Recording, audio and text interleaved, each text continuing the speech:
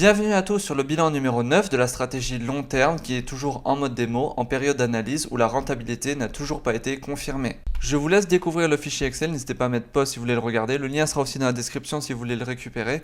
Vous voyez qu'après 10 mois de trade, la stratégie n'est toujours pas positive au niveau de la rentabilité, il y a eu quelques plus-values qui viennent s'ajouter. À la fin de l'année évidemment il y a les dividendes aussi qui vont rajouter mais c'est pas ça qui va faire toute la différence. On a quelques positions qui ont bientôt atteint les 50% et qui vont faire des plus-values. Là j'ai fait 5 achats aujourd'hui, c'est les lignes en vert, et d'autres opportunités que j'ai vues et ça on va le regarder ensemble sur le graphique. Première ouverture chez eBay après une bonne première chute. On voit d'ailleurs la construction d'un signal de vente mais ça on va y revenir après. Heineken qui continue à chuter, je continue à acheter et à baisser ma valeur moyenne d'achat. Pareil chez Manpower, je continue à augmenter le stock. Nestlé qui continue sa chute et je continue à acheter. On a vu ensemble tous les achats que j'ai fait sur la stratégie investisseur long terme, sauf Casino parce que le graphique il ressemble à rien. On passe aux opportunités que j'ai identifiées sur la stratégie signaux mensuel où je sortirai tous les achats sous forme de short. Je n'ai aucun recul sur cette stratégie signaux mensuel et aucune idée si elle a un potentiel de rentabilité ou pas.